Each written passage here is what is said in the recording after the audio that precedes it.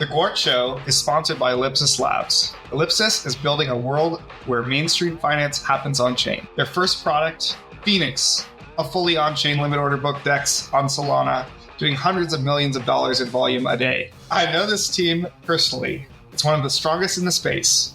If you're interested in working with a team that's here to stay, Ellipsis Labs is hiring engineers passionate about DeFi to join their team. You can find Ellipsis Labs on Twitter at ellipsis_labs. Or head to ellipsislabs.xyz to learn more and apply.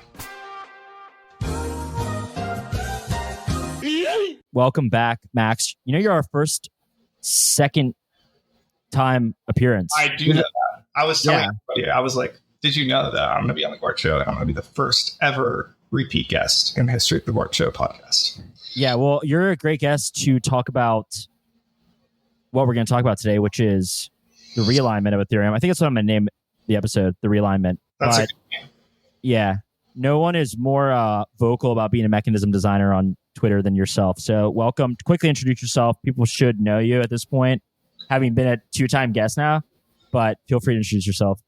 Yeah, I know. Like, I shouldn't need no introduction, but I guess I'll do it. So I'm the head of research at Special Mechanisms Group, which is part of Consensus.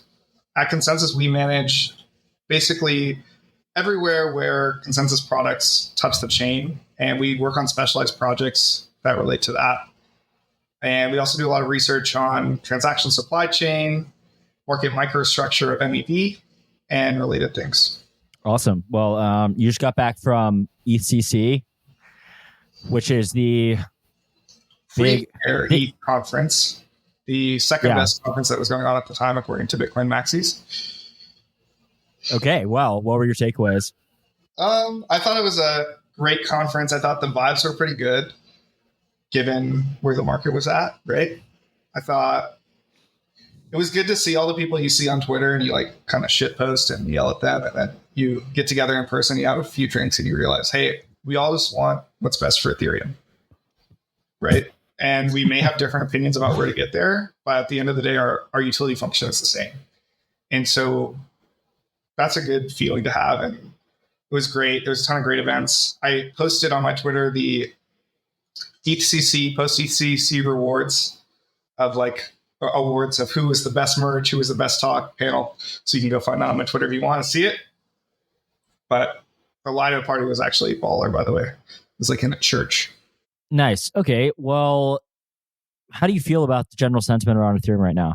You know, I think if you asked me how I felt about the roadmap and where we're looking and what the discourse around what to do was, like, if you asked me that a month ago, I would have said, I don't know, I'm pretty bearish, because I felt like I've been yapping and other people have been yapping for a long time about where we needed to go, about a ton of topics that we're going to get into today, and nobody was listening.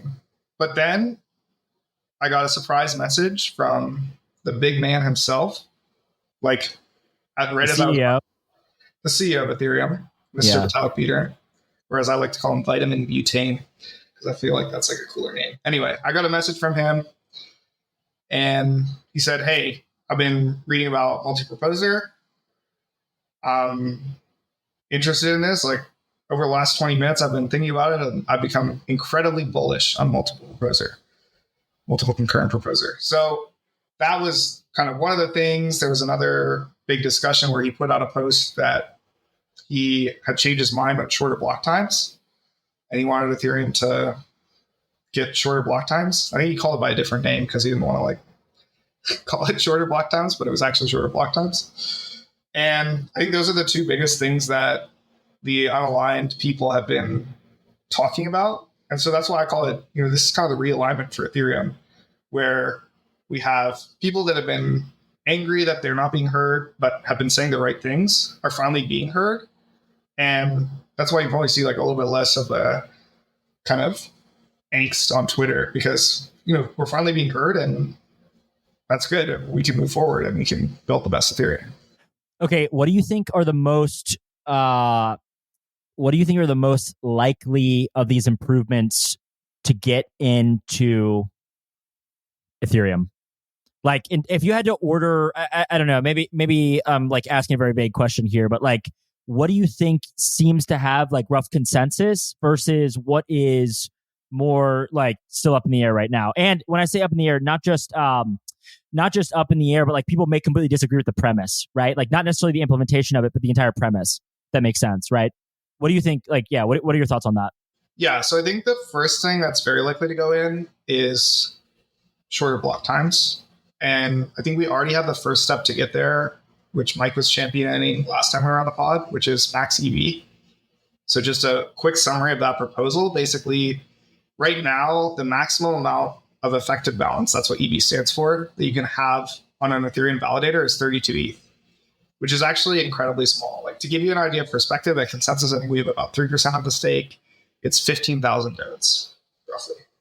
So for us, that means that we're signing signatures at the end of the epoch with 15,000 nodes. And overall, it's like 800,000 nodes in the Ethereum network. But if you look at the number of actually synced full nodes, it's only 8,800 or around there. So what's happening is we have 800,000 signatures for what's actually around 9,000 entities. And that means we have to do these aggregation. And apparently there's some great libraries that is way out of my wheelhouse that do this pretty fast.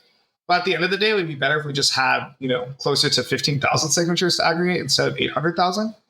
And that's one of the main bottlenecks for getting shorter block times right now is that we have to basically do this signature aggregation.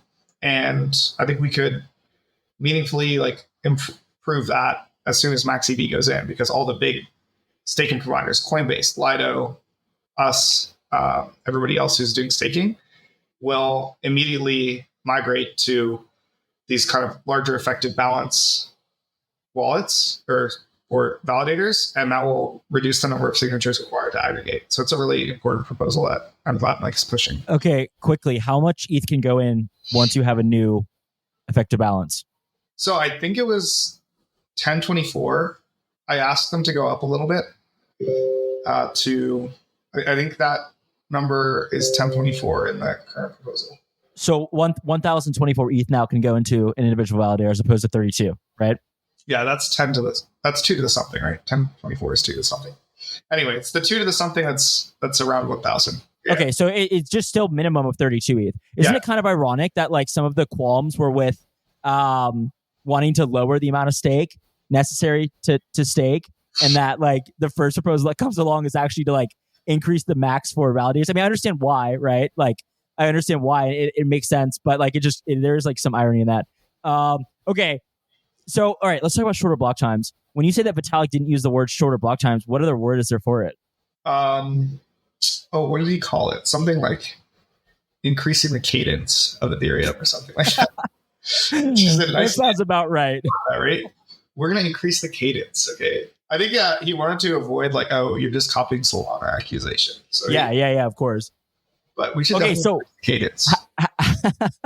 How fast? How fast are we talking? 2 seconds? 2 seconds is a start. There's kind of a fundamental limit of the New York City to Tokyo round trip, which is around 200 milliseconds. So you can't get faster than that. We need a few rounds for consensus. So you really can't go much slower than that, or much faster than that, I mean. So I think 2 seconds would be a great start. We could probably get it down to 1 second. If you look at kind of the builder pipeline and where the blocks are constructed, that's happening at a much faster scale than this. But I think 2 seconds is a very reasonable goal. And the way I would implement it, if this was my job at the EF to say, let's figure out how to get to 2 seconds, is let's go to 6 seconds, then let's go to 3 seconds, then let's go to 2 seconds. And do that in subsequent hard forks. Because the problem of going from 12 to 2 is very hard. And it's hard to break that down into easy steps. But I would just say, immediately, let's start focusing on, for the next hard fork, let's go to 6 seconds.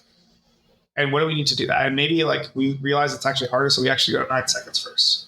But we need to start making incremental progress. Otherwise, if we just view it as this huge lift of the whole increase in speed, we're never going to make progress. So I would say let's start by making the goal for the next hard fork to go to 6 seconds. How does this change node composition? What burden does this now put on nodes, and at least from your view? In in actuality, we've had the same minimum node requirements for the last 8 years, right? So I guess these people like don't believe in Moore's law or something. Like, of course, we can increase the node requirements at the level of Moore's law, right? I think we don't need to be able to run Ethereum on a Raspberry Pi from 8 years ago. We should be able to run an Ethereum node on a consumer desktop that costs, $1,000 today. And that's a vastly different, not only because it's, slightly more expensive in today's dollars than the inflation adjusted Raspberry Pi was 8 years ago, but it's also, more importantly, benefited from the improvements in tech that we've had over the last 8 years with Moore's law. Okay, wait, let me ask this more directly. Does this destroy the Raspberry Pis? Yes. Okay. Good riddance. Okay, but all right. Now, maybe... Wait, let me just say, you will still be able to stake on consumer hardware, which is what most people do. And you will still be able to participate, even if you're not participating on Validator, with consumer hardware. That is, you can still run a node with reasonable hardware, just not with a fucking chip that was designed to operate a remote control car or something. It's designed to interact with the global financial network that we are all trying to build, right? Okay. Do you think this is a pivot? Yes or no? Yes. Clearly it's a pivot. I welcome it. Okay. I talked to somebody, I'm not going to name names, but I talked to somebody a year ago, and they said that we're getting 16-second block times. What changed? I think we had very well-meaning people, first of all, very talented people, very smart people, who had a blind spot around MEV and user experience. And in their words, their goal was to build the protocol of Ethereum. And for them, single slot finality, shrine PBS, these things that require additional communication were more important than the users. And when that came out, there was a big backlash from people who work on MEV. Alex Mislovin was one of them. I think the very first to kind of say this is ridiculous. And then there was a great paper by Jason, Siamak, and Tim about what this does to MEV. And there was also a lot of pushback from Hayden at Uniswap and basically people who said, hey, users care about getting it, right? And so they had a lot of pushback and they said, oh shit, actually we're at the point where we've succeeded in building Ethereum that we have users, and we actually should start to care about those users and build what they want and make the system better for them.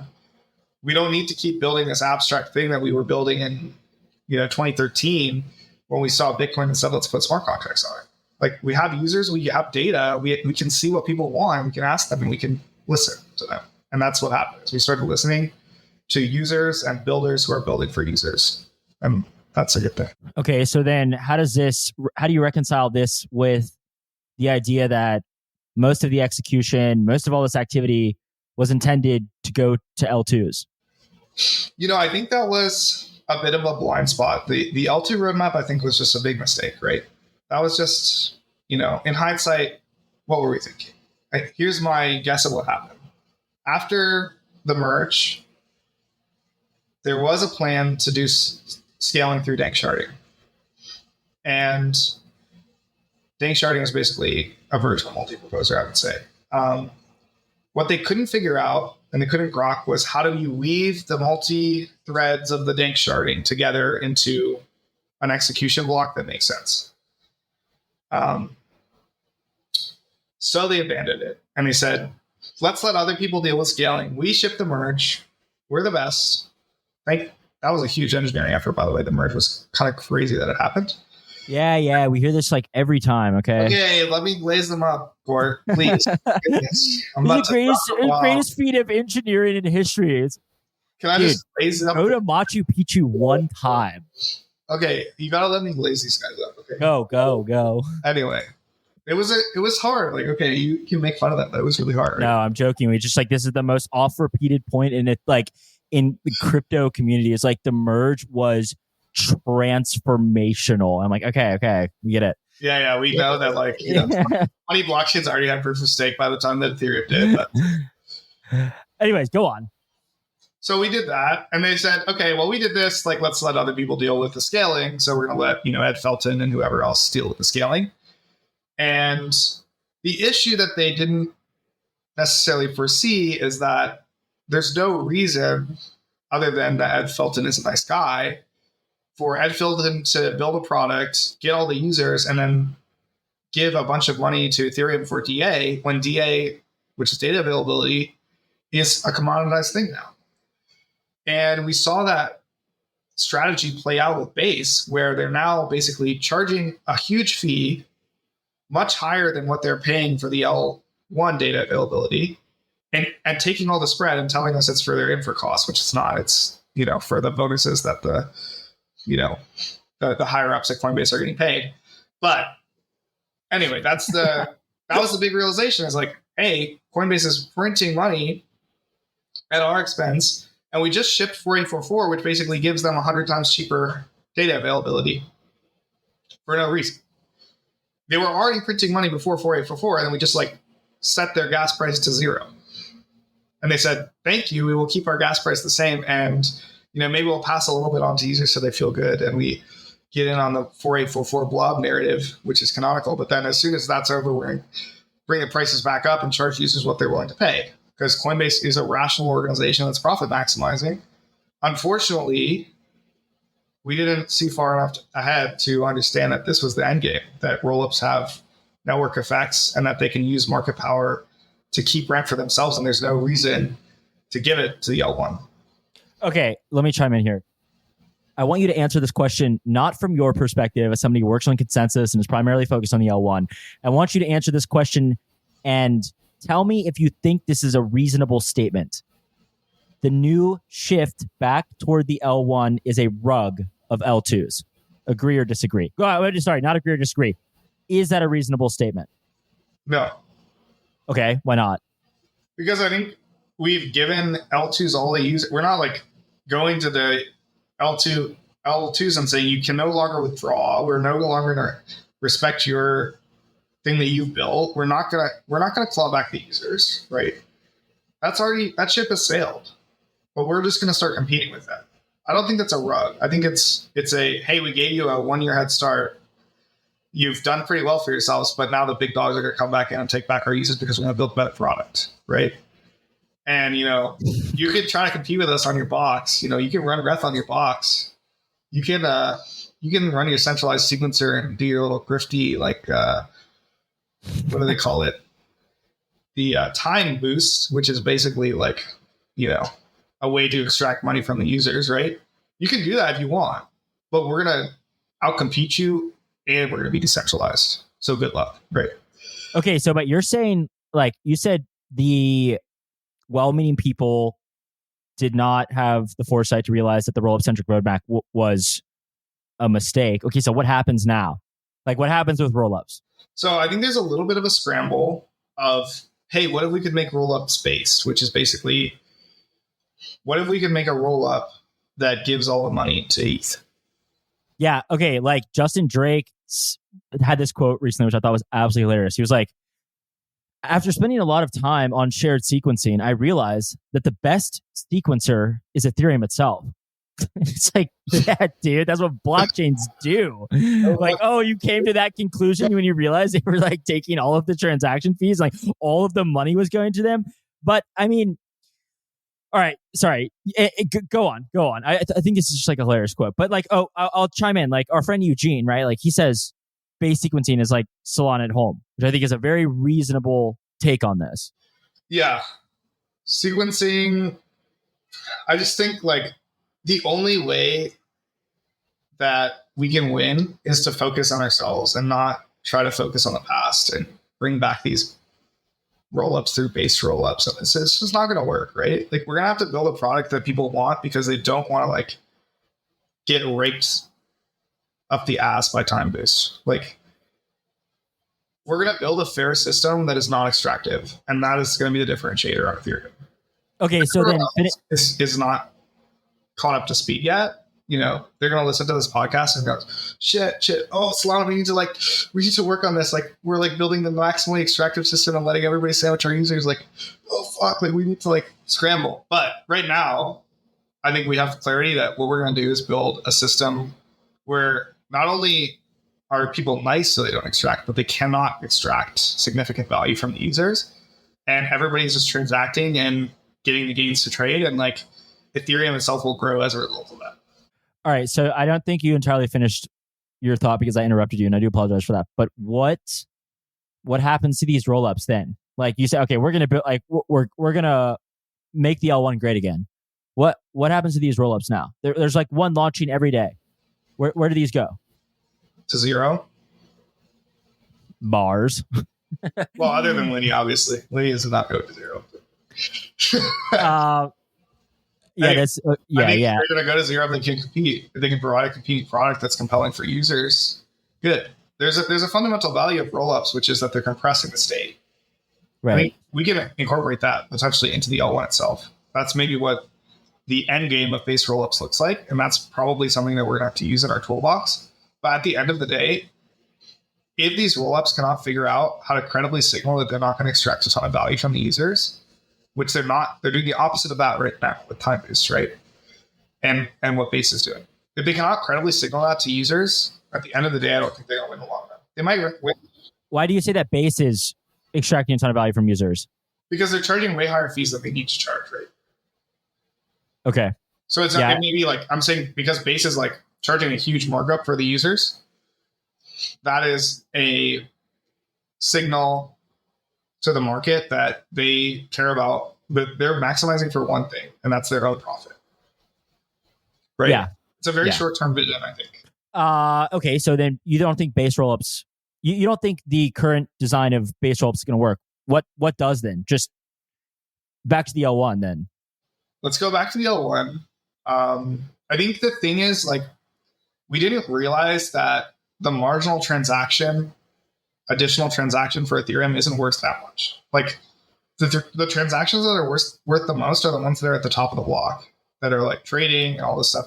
And there's like a few marginal like transfers that are enabled, but the overall economic surplus of those things that you get from increasing the block space from like running fewer nodes and being less decentralized, et cetera, is not worth that much compared to like a functioning decentralized financial system for the first time in history. Right. And so I think we should optimize for like, make that as good as possible, make that as little extraction as possible. And when you do that, you're going to grow the pie. And then we can focus on making it bigger and better and faster, et cetera. When you say that you're going to build an L1 where they can't extract, elaborate. So right now, the way that a lot of this extraction happens is through the PBS auction, but it's not the PBS auction's fault. It's the structure of the L1's fault. There's one guy, the validator, Vicky the validator, or I should say Vitalik the validator, right? Vitalik the validator, he gets a 12-second monopoly on the state, on what goes in, what doesn't go in, which order it goes in. Anyway, this is a tremendously valuable thing. The Medboo's auction is clearing, on the order of $1 billion a year. And all of that money is basically extracted from the users.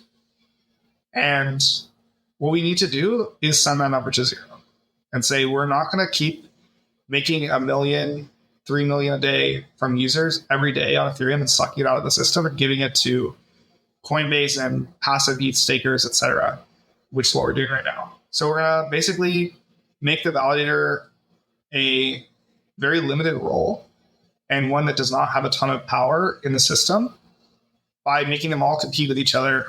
And, what do you do when you have a monopoly? You break up the monopoly. You force competition. And that's basically what we need to do. Okay, and this is as a result of 2-second block times and multi-proposer. Can you go into multi-proposer?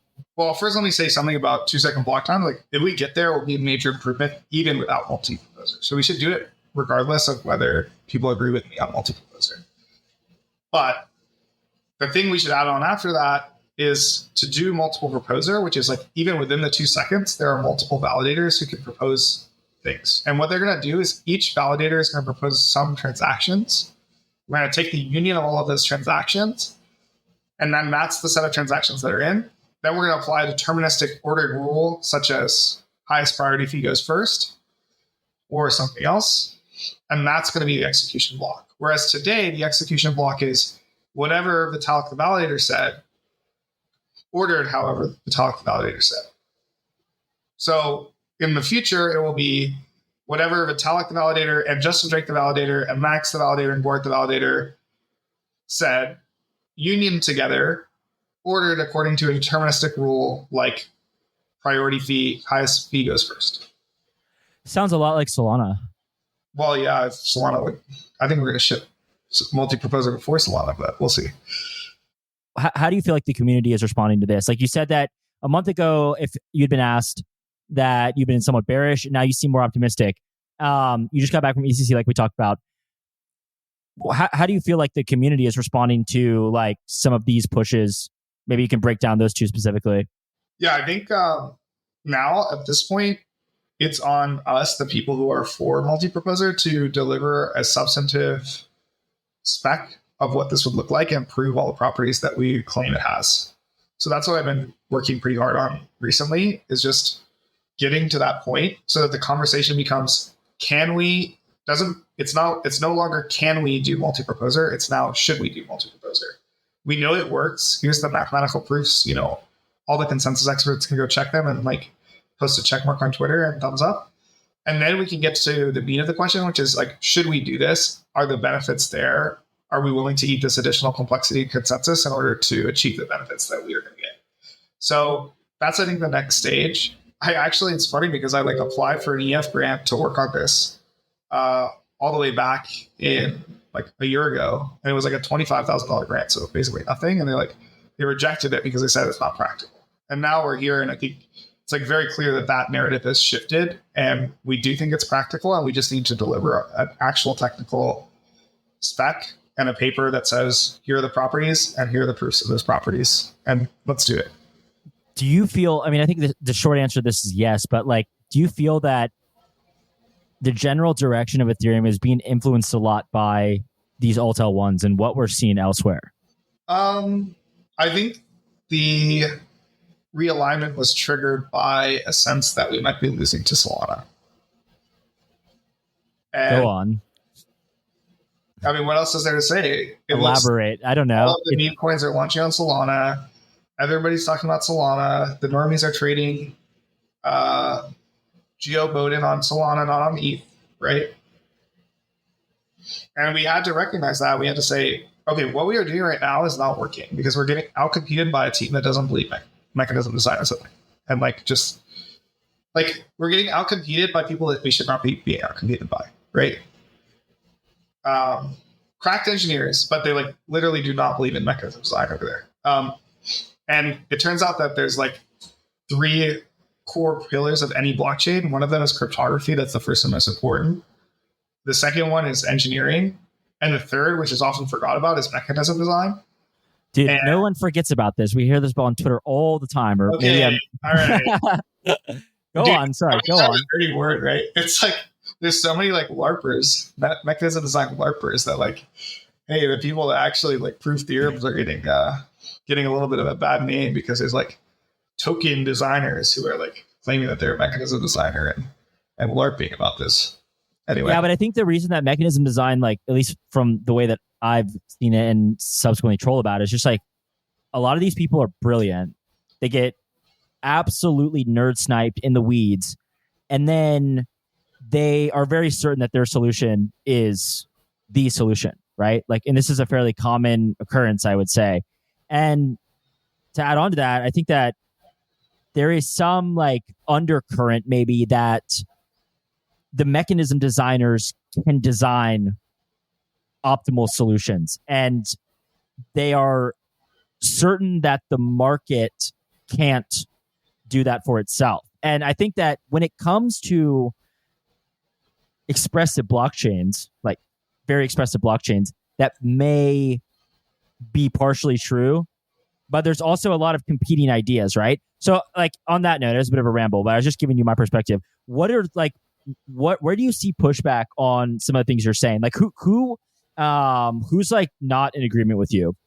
Yeah. I would say the people who are into base rollups and pre-confirmations, I think we're fundamentally opposed, not because we don't like each other, but because multi-proposer is not compatible with pre-confirmations, because you no longer have the pre-confirmation exists because we know that Vitalik, the validator, will be the monopolist in 12 seconds. And so he can make us some advanced guarantees about what he's going to do with his monopoly power. And so that's fundamentally incompatible with my proposal and our proposal, which is let's get rid of the monopoly power. And no longer will there be anybody capable of providing a pre-confirmation, because nobody has dictatorship over the things that you would like to have a pre-conf over. How does this change the makeup of block builders? A lot of people have been asking, like, hey, won't there still be block building? Like, no, like the whole reason that we have block building is because of the monopoly, right? Right. So we like, I get frustrated a little bit when I talk to people about this, because you have to look a few steps ahead. If we get rid of the monopoly, then there will be way, way, way less money available. And so these shops that are currently operating builders, but also do a bunch of other trading and shit, will go and do other stuff that is worth more than building, because the total market for building will be vastly diminished. And there may still be some MEV solutions, like making sure that you get into one of the multi-proposers blocks, or making sure you get in as fast as possible. But overall, compared to the current amount of outlay that is happening at the PBS auction, which again is basically only the proposer monopoly, there's just $1 billion a year of proposer monopoly sucking money out of the system. That will go away. And there may still be something there for, like, you know, Urea Blockstrat to provide a fast way to get in if you want to trade, right? But the overall value of that will be way down. And these shops that also do trading will just focus on trading. Thanks for listening to The Gwart Show on the Blockspace Podcast Network. Subscribe to our newsletter at blockspace.media to get the show directly to your inbox. Show links, transcripts, and Bitcoin articles twice per week. Stay ahead of the conversation by visiting blockspace.media. Do you think the EF is coming to your side? Like, what is your, I mean, you don't have to like name. I mean, I know it's like a diverse set of people, but like, do you think the Ethereum Foundation is in agreement with like most of what you have put forth? I think we broadly agree that MEV is not a good thing. So That's maybe where the agreements end. But again, I think it's on me to produce a spec that convinces them. It's not on them to trust me, bro, like to believe that what I'm saying when I haven't delivered a spec. So I'm going to deliver a spec, and then we can see if they're in agreement or not. Okay, I want to ask like maybe more specifics, and if you can give like ELI5 answers to this. Ethereum goes from 12 seconds to 2 seconds. What are the massive unlocks as a result of this? Like less MEV, but like maybe put aside like the multi-proposer thing for a second and just talk about like much shorter block times. Maybe the reason, like I should give a little context. Maybe the reason I'm asking is like, okay, Ethereum gets to 2 second block times. Solana is at what? Like millisecond block times? Am I right? Or I mean, like 400 milliseconds, is that right? No, the real block time on Solana is 1.6 seconds. Okay. Because like I said, they have 400 millisecond block time, but even within the blocks, they have shreds and whatever. But the leader rotates every 1.6 seconds. That is the block time. Okay. So what are the massive, sorry, that was I immediately like digressed with my own question. What are the massive unlocks you see with moving from, let's say, like the extreme case, 12 seconds to 2 seconds ultimately? I think this would basically, we know from the complicated math that all of the people smarter than me have done on how much this will reduce LDR. So immediately, we're just shaving off $100 million of toxic flow value. Immediately. Just, hey, we're returning that to the users right away. Okay. The second unlock is it makes sandwiching more difficult. Why? Because when you submit a transaction to a DEX, there's a parameter you set that's called your slippage tolerance. And there's a fundamental tension between setting your slippage tolerance tight to protect yourself against sandwiches and sending it loose so that you can be more flexible in case there are other trades or other things happen before your trade lands on chain. And so you just reduce the amount of time that it takes to land on chain. For example, 2 seconds from 12 seconds. Now you're competing against, on average, 1/6 of the transactions. And so the slippage tolerance you need to set can be much tighter, everything else being equal. And that is going to reduce energy. Does that answer the question? Yeah, it does. I mean, maybe like let's talk about like slightly more, I don't know, user facing. Like, does this bring trading back on Ethereum? Not to say that it like entirely left, but like, does this change the dynamics? Like, do you think that this brings trading back to the L1? Like you're talking about like the Solana meme coins, right? Like this, you saw Ethereum losing to some extent to these meme coins. Like, does this come back to Ethereum as a result? Yeah, I think it does, because right now the kind of median time to execute on Helios, which is the RPC provider, is 1.6 seconds, right? And if we're 2 seconds, I think we're a lot more competitive than we are at 12 seconds, right? And actually, if we were at 2 seconds, the median time to execute would be 1 second, because the average arrival of a transaction is halfway through the block. So we would be closer to 1 second. We would even be faster than kind of the fastest that you can expect if you're the most sophisticated Solana user using Helios right now. Oh, okay, what about transaction fees? Yeah, so the faster so I think it would basically make transaction fees lower. We have a paper about transaction fees. I can only speak to it from a perspective of what if we had the Bitcoin mechanism, because 1559 is like very complicated and scuffed. But from the perspective of a priority fee mechanism, which again means like whoever pays the highest fee gets sequenced first. So you got to plop yourself into the queue and then you get pulled out as there's space for you. We know that in those kinds of systems, the fee that you have to pay is proportional to your wait time, your expected wait time. Because basically paying a fee allows you to skip the line. Right. And so we know that if you lower the wait time by making blocks faster, then that term in the expression of how long is your wait time will go down, and so your fees will go down. Okay, I want to like slightly switch gears just because this that reminded me of something. I don't know if you've heard, but Kyle Samani says that. Who?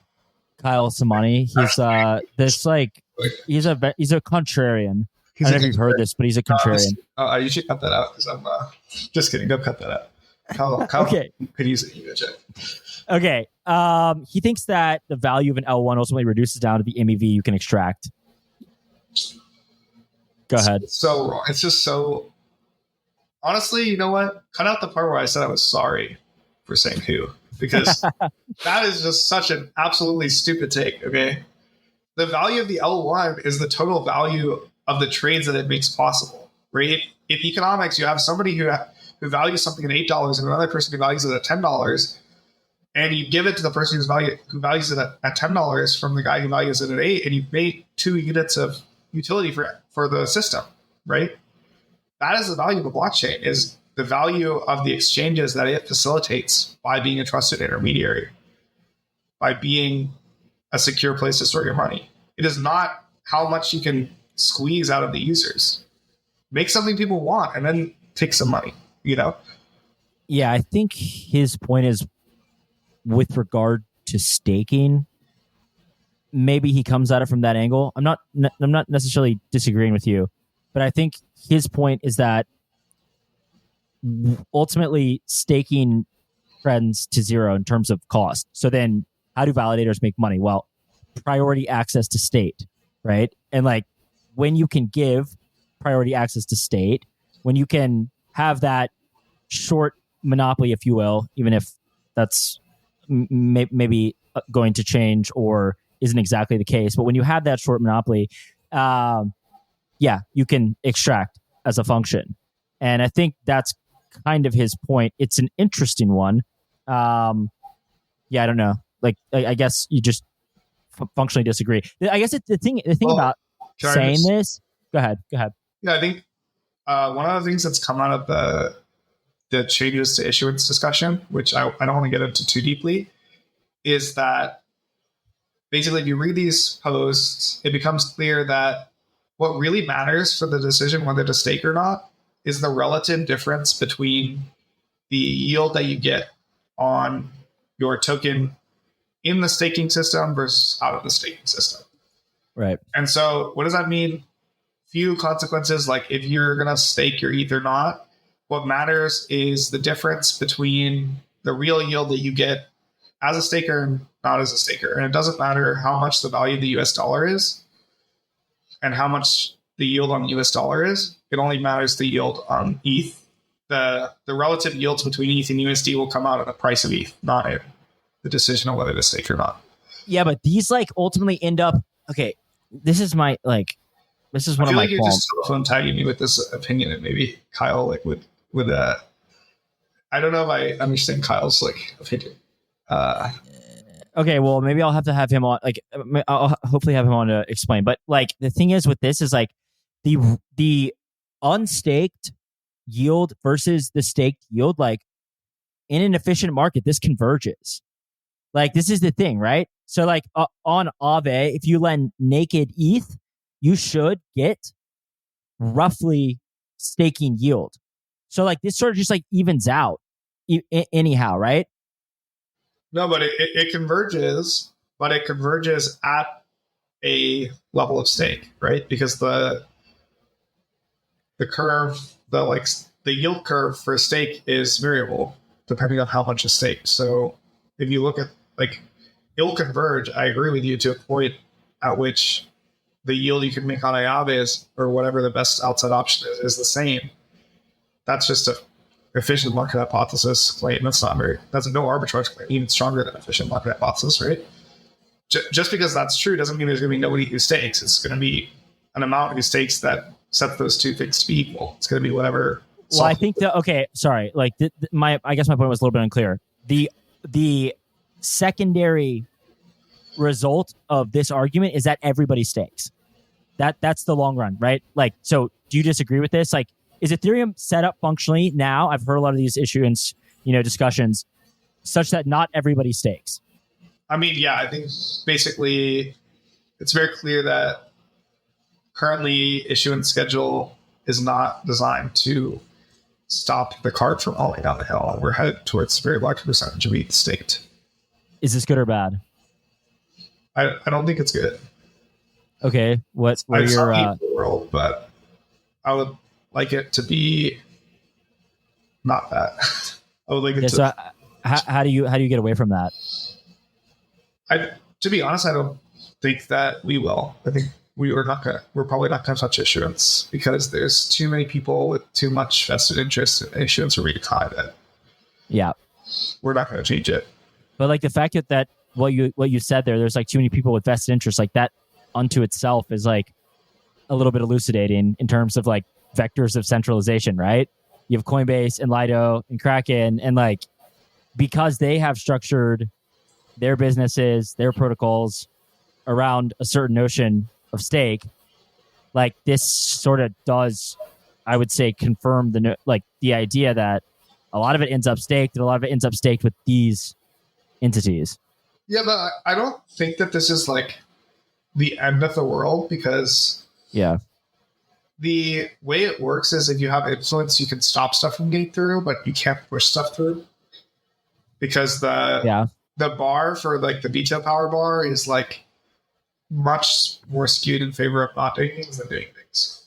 Like even if Vitalik really wanted to do something and he had the support of Coinbase, so those two together probably couldn't push something out that was like unpopular with the rest of Cordeps and the rest who have a say in this, right? So I don't think it's the end of the world. There's this concept in economics called Pareto efficiency, which is basically, are we at an allocation point where we cannot make everybody better off by moving? So any way we make one person better off, we have to make at least one other person worse off.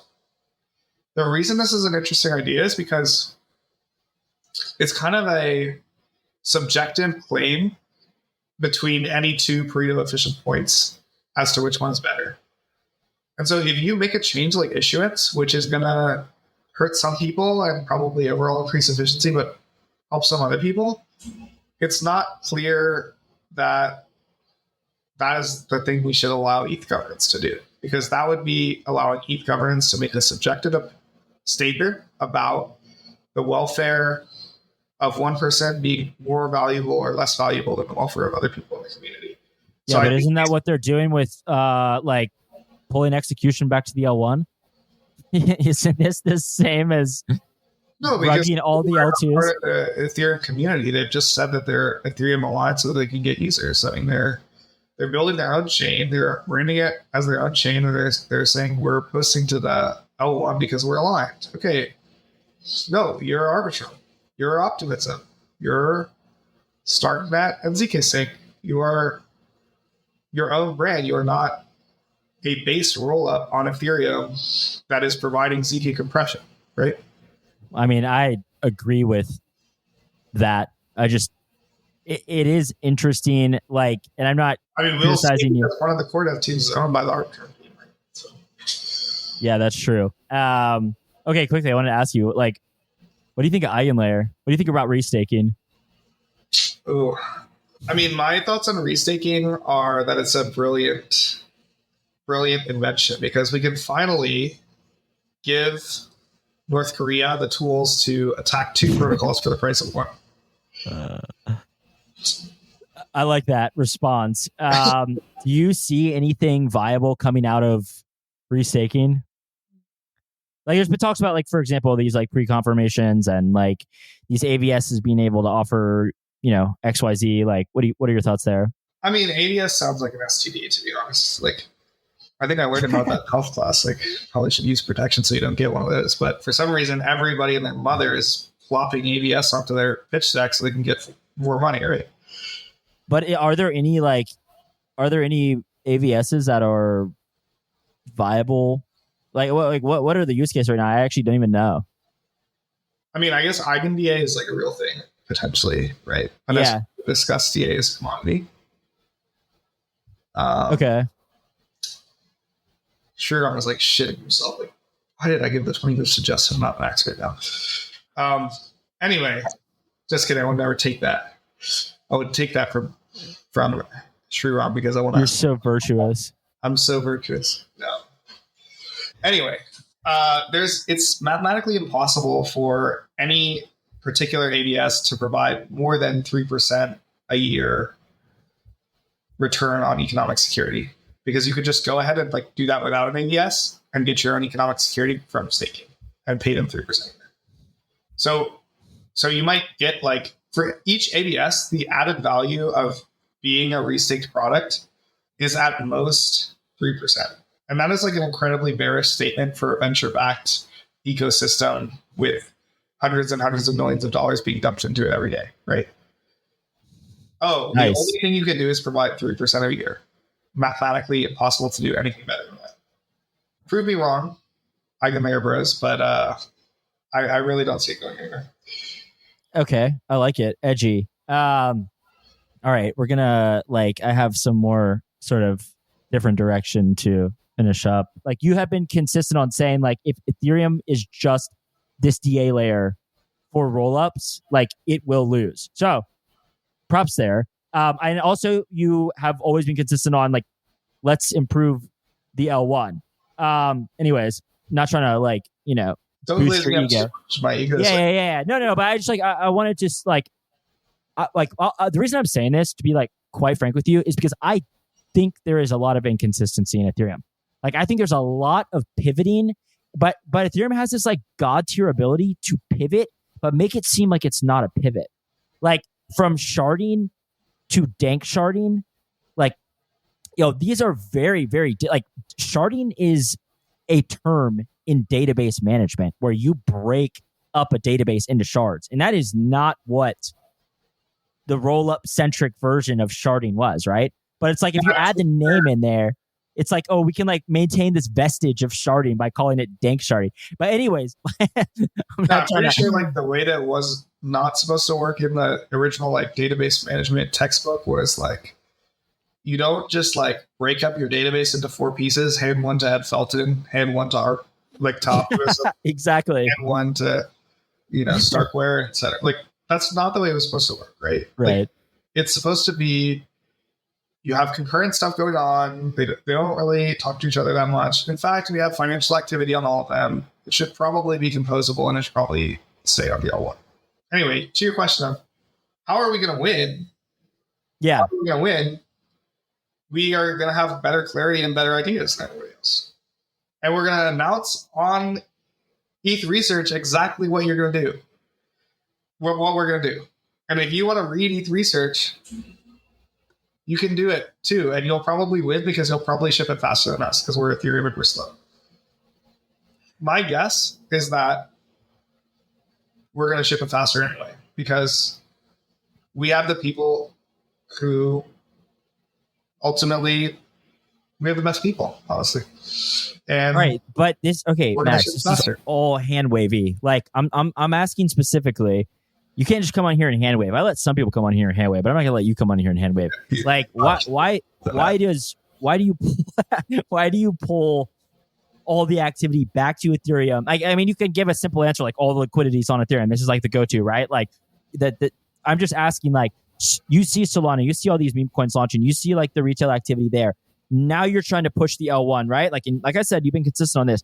Why does Ethereum end up winning with now like sort of moving in the direction of some of these faster, more, performant, if you will, chains?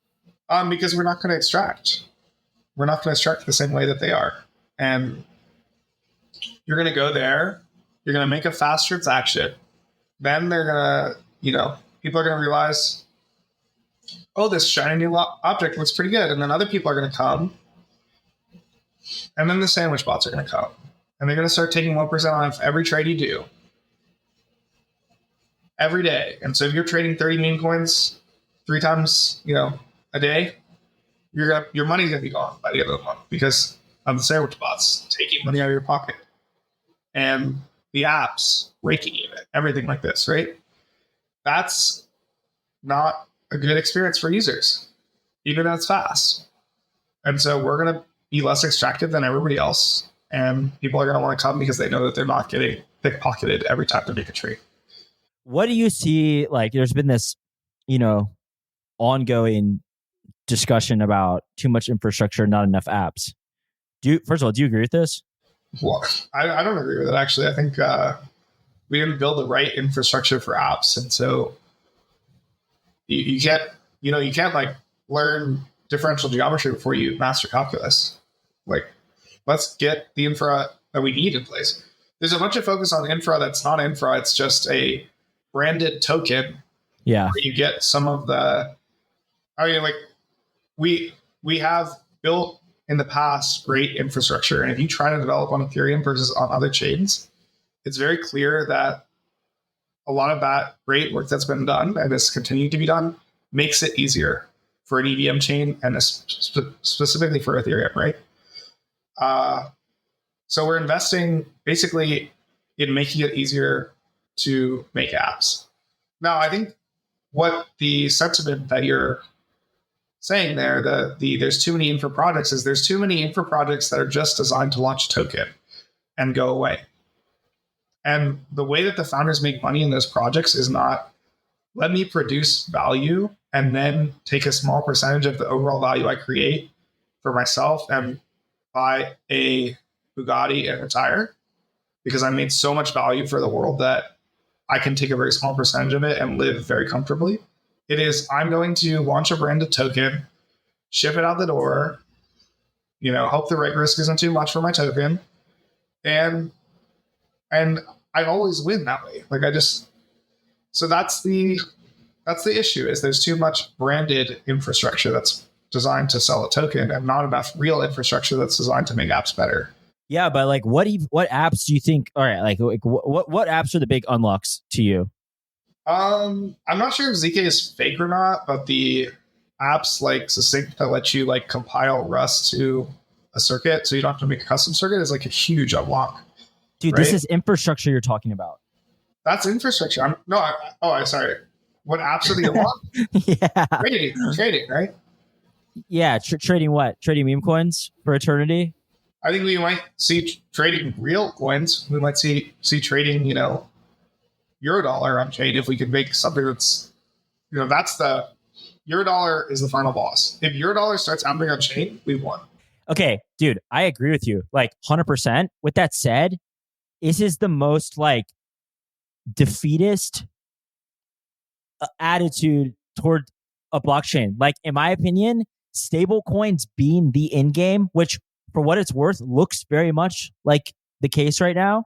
This is like just embarrassing to me. Like, dude, the government, like, nobody cares what chain stable coins are on. I do not believe this. Like, USDC will always just go, or the government will always just go to USDC and say, block this address, right? Like, they're never trying to shut down validators. Like, they wouldn't try to shut down Solana either. They wouldn't try to shut down a chain with 3 validators, right? Like, once you're trading around centralized stable coins, who cares? Like, proof is in the pudding with USDT on Tron. Although I don't really believe those numbers for what it's worth. I think it's all like a scam. But to the extent that you believe any of that, like, so I just think that stable coins is like the end boss is like, oh dear, like, we have truly failed here. I don't think it's stablecoin transfers that's the end game. I think it's like exchanging on chain.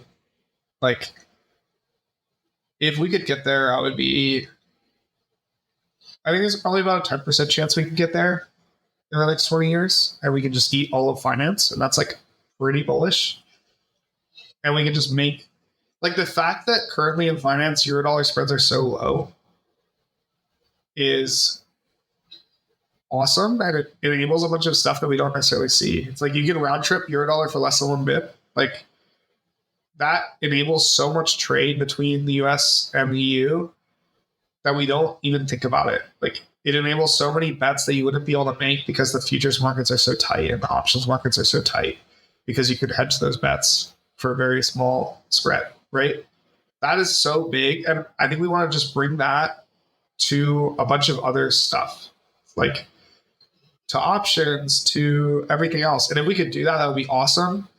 And we can also make it like more permissionless. It might not be completely permissionless. There might still be some government oversight, but you probably still get to use it in more cases than if it's like the bank. Like, the bank just absolutely sucks as a product, right? Yeah, I mean, like, I don't think anybody really disagrees now that like ACH and wires, like, I just from the retail level, right? Like, this stuff should not exist. Like, it is so obvious that like sending a stable coin across the world for pennies on the dollar is like so much better of an experience than like, going through the traditional financial system.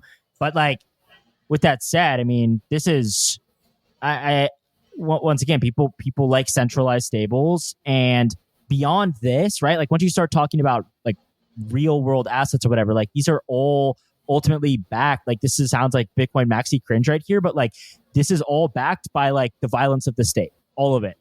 And I think there are, like, actually, it's funny, like, Eugene says this really well, and like, I probably take it a different direction than he does, but like, he's like, we're making a vampire attack on TradFi.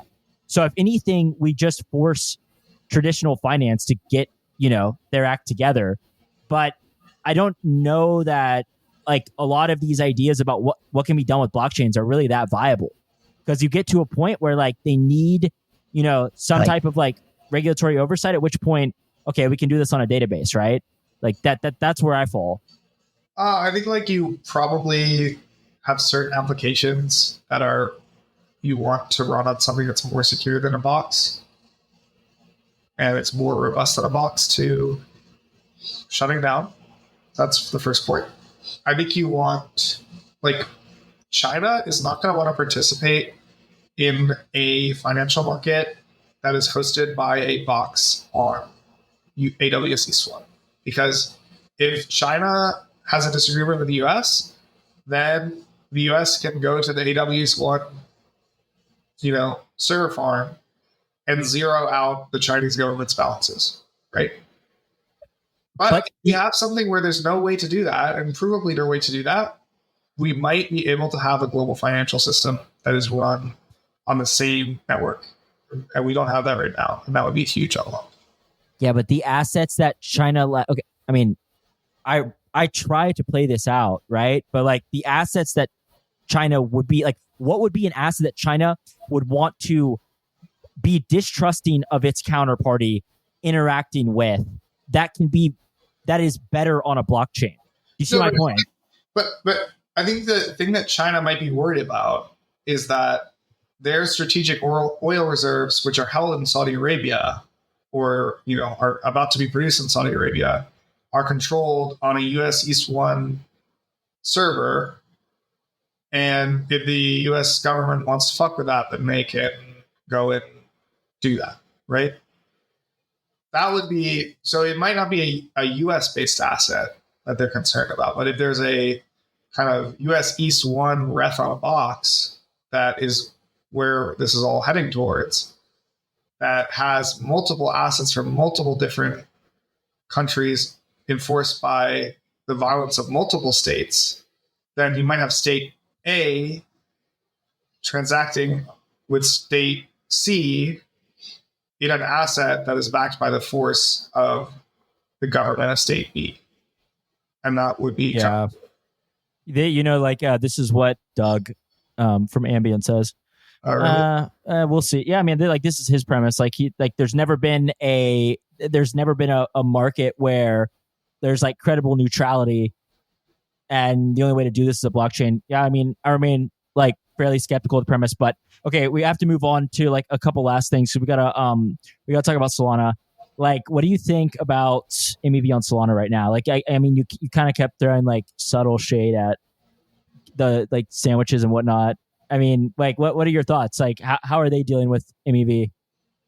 I mean, just like hit my line and we'll like fix it in the day. But like right now, what's going on there is, fine in the short term, but you cannot continue to do quality of service based on stake. Yeah. Because what will happen is that the stake will centralize in the hands of people who have the most value for quality of service. And those people are trading firms. And even worse than trading firms, they are predatory sandwich bots. And we already see it going on. You've seen it on Twitter that they're bidding with each other for stake. The largest validator right now is controlled by a trading firm. Just like that's publicly visible on chain. It's not going to be Mert and Helios controlling the majority of the stake, unfortunately. It's not going to be Phantom. It's not going to be even Ellipsis, even though we know Eugene and Jerry are very smart, right? Because they still, even though they have users and apps that want good quality of service, are not running a trading firm. And trading firm is the thing that values this the most. So, what happens to goods in a free market when one person values them more than the other is that the person who values it the most pays the other person to give it to them. And that is exactly the equilibrium that we're heading towards. And that is not a good equilibrium. So, like, what is the fix for Solana then? I think you need to do like some metering. So basically the real issue is that the bandwidth, this is from what my reading of it, is like the bandwidth allocation system is broken. And so they put in a quick patch, was this like stake weighted quality of service where you give more bandwidth to people with higher stake. Yeah. So that was like a quick patch and it did kind of solve the problem in the short term.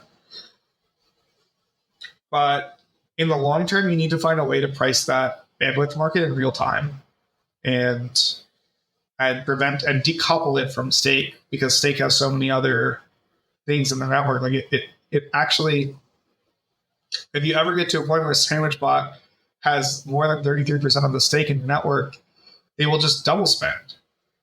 They will just maliciously reorg the chain. Like, this is a blockchain. We have a trust assumption that says, greater than 33% of the stake cannot be held by a malicious entity, and we're instituting a system that pushes all of the stake to the sandwich bots. Like, I don't know, maybe they'll be making so much money sandwiching that they won't take out the chain, because double spending the chain would like be killing lay the golden egg, but that's also a pretty bad situation in my view. Well, also the Solana Foundation took away stake from validators that were sandwiching. Which it's funny that was the headline, right? Isn't that funny that Solana Foundation stopped sandwiching instead of Solana Foundation was providing stake to people who were sandwiching for months? Yeah. I mean, good on them for taking it away. Now the sandwichers have gotten even more sophisticated at hiding what they're doing. So it's harder to find them. And I don't think I think, we can sit here and cast aspersions and certainly I don't disagree, but at the same time, you can it is not unreasonable to look at Ethereum and in fact look at Uniswap just in aggregate and conclude that the reason that Uniswap exists, the reason the liquidity exists, is for arbitrage. That, and I know this doesn't sound so revelatory, but when you think of it, the aggregate use case is for these arbitrageurs. It kind of shakes up how you view trading.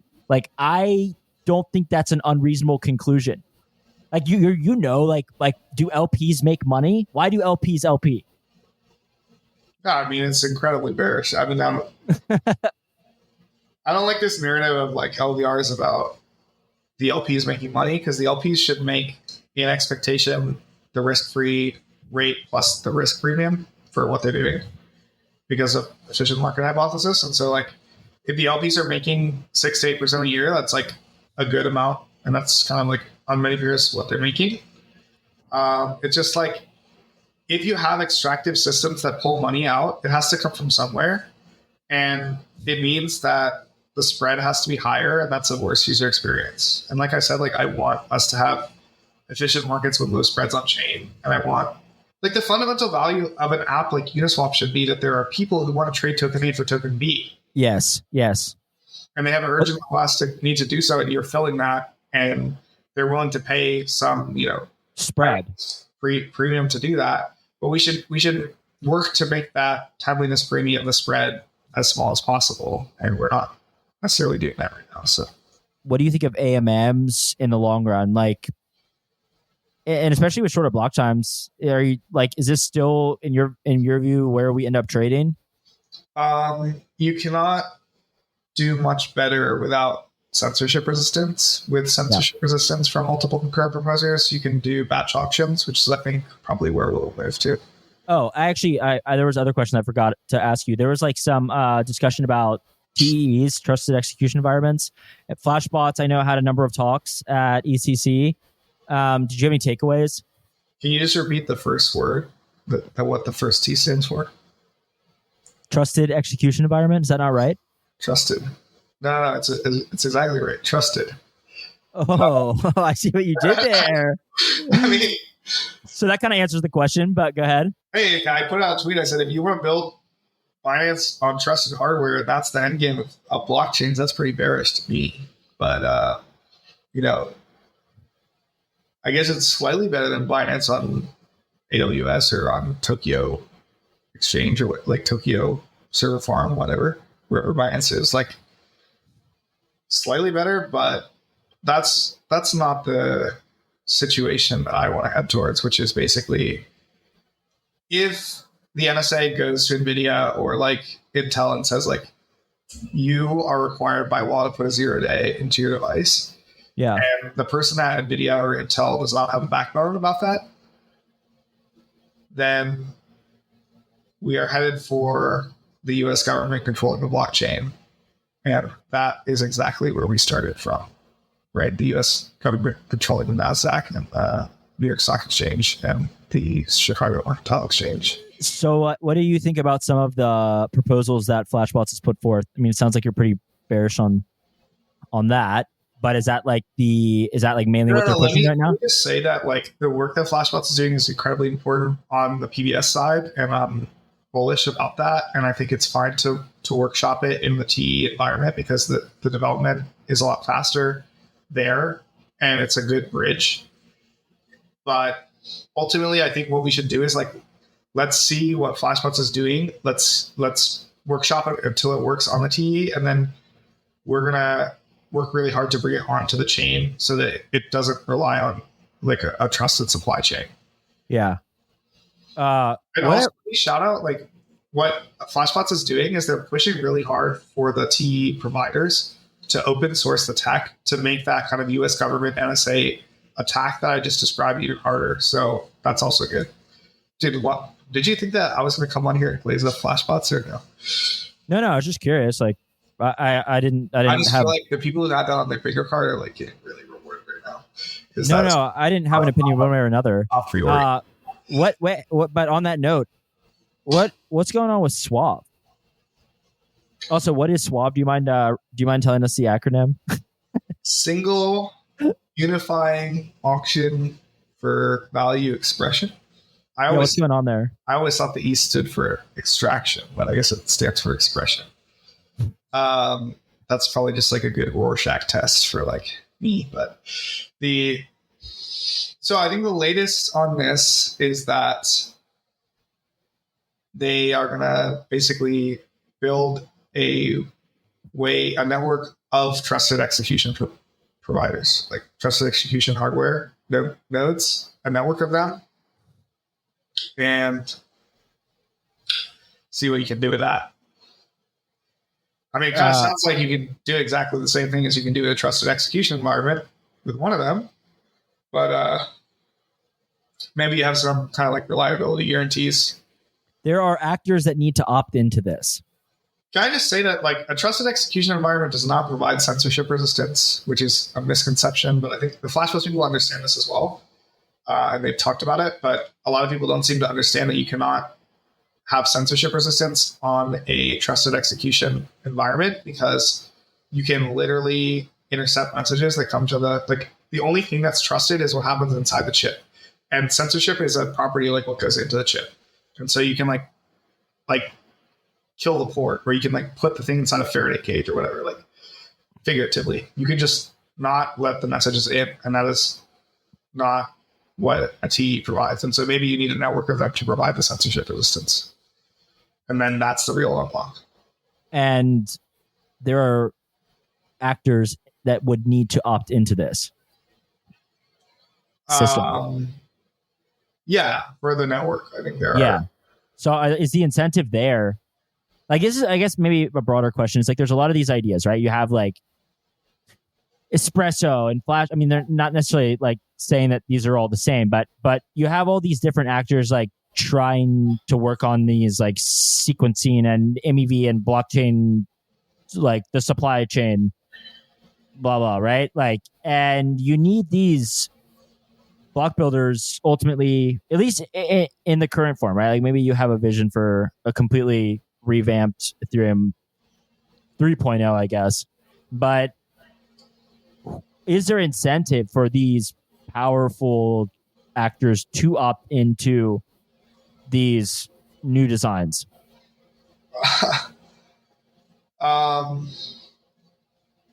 So I guess like, should I tell you what they would tell you? You can tell me what they would tell me, and also you can tell me what you would tell me. So I will say first, I don't really understand their incentive to do this. I think they actually have a pretty good setup for themselves. Yeah. But, you know, if they want to be altruistic and give us a better system by working together, then I'll be very happy about it. So they would say, this is like the traders, the builders who are traders would say that they would like to focus on trading and not have to deal with the builder. And also, like, if you run a builder that isn't secured by a TE with attestations about what it did, then people are always like, you know, they would tell me that like Beaver is like a really neutral builder that just treats all things the same. And that doesn't necessarily mean that it's not integrated. There's still some structural advantages, even if you fairly and faithfully execute the auction. But they would say that, which is, I have no reason to believe that's untrue. But because they're a trading firm and because they are, you know, kind of shadowy supercoders, like people always suspect that something happened. So they're always DMing them like, what happened to my transaction here? Look at this transaction hash. Like, why did you drop me? Why didn't I win this? Etc. Like, are you sandwiching me? Are you fronting me? And they're like, no, we're just running like the auction that we said we're running, but we can't attest to it. We don't want to deal with that. And we don't want to deal with BD as well. We don't want to deal with order flow BD. So they just want to trade, and, you know, maybe we can take them at their word. But I also think they have a pretty good gig right now in terms of the market power that they have in the system. Yeah, but when they say they want to trade, like, No. do you mean They want direct? to trade. They want to pick off the LPs. There we go. Because like this without is running a builder as opposed to picking off the LPs with a builder. Yeah, I think like trade is a little like a generous terminology there. I don't know if the like PR department told you to use that word trade, but like the Beaver department. I just I just wanted to clarify. This isn't like a big directional like alpha or whatever, right? Oftentimes it's just pure versions of arbitrage. So yeah. Yeah, but like the side of the book, the maker who puts the quotes out and who risks the capital is the one who's actually providing the service to the trader, right? And the continuous double auction on, say, the New York Stock Exchange is what pushes those quotes tighter and tighter and makes the spread lower, right? And the makers are the ones who are doing that. And the takers are there to pick them off. But in most markets, there's a complementarity between being a maker and taker. Because if you take your own order, it like cancels out. So if you're like 30% of the taker because you like 30% of you're winning 30% of the takes, then your makes are protected by 30% by your like take. We don't see that we don't see the biggest takers like Witchamy and Beaver being makers, even though they are like the vast majority of the taking that's going on. That is a fundamental flaw with the market structure that we have in place right now. And I'm pretty sure I know how to fix it. Surprise, multi-proposer, but like the person who makes the money from the take is basically always the proposer. And so even if you take your own stuff, the advantage that you get from taking it that you would get on like a central limit order book is like you cancel out the whole selection there. But in Ethereum, you don't cancel it out because you actually still have to bid with the other guys. So this is like very little advantage to being a taker as well as a maker. So that's like big difference between Ethereum and real financial systems that have real volume. Interesting. Okay. I have no more questions. Is there anything that we didn't talk about that you want to screech about? Dude, what do you think about the death? Oh, yeah. I think Big Bird will come back. Just like I think Racer will come back. You have to hold out hope in these Racer things. always comes back. Racer does always come back. Big Bird was gone for a total of like less than 24 hours. But it's been more than 24 hours. So. Well, we'll have to see. We lost a hero, but I'm optimistic. The fight will go on without you, Big Bird. You did the Lord's work. You challenged authority. You woke up the king. You told him he has no clothes, and he listened and put some clothes on. And now we're getting 2-second block times. 2-second block times. How bullish is that? Did you think we'd be talking about that like 3 months later after the last podcast that we did with Mr. Mr. Mike Meter, the Noiter? Yeah, I need to get some like more ideologues on here to counter some of your claims. See if what you're saying is actually going to come into fruition. I know, I'm such a good demagogue, right? I need like some people to counteract the creatives here. The cadence of Ethereum. That is so funny. Last time I came on, I debated Mike. I think next time I come on, I should debate Justin. And the time after that, I'll debate with Alec. Or Tolly. All right. It's a plan. Yeah, we'll just have you on like the state of Ethereum every 3 months or so. Yeah, just keep up with the roadmap. Cool. All right. Well, thanks for coming on, Dave. I thought it was great. Yeah, it was awesome. Realignment is coming, boys. Peace out.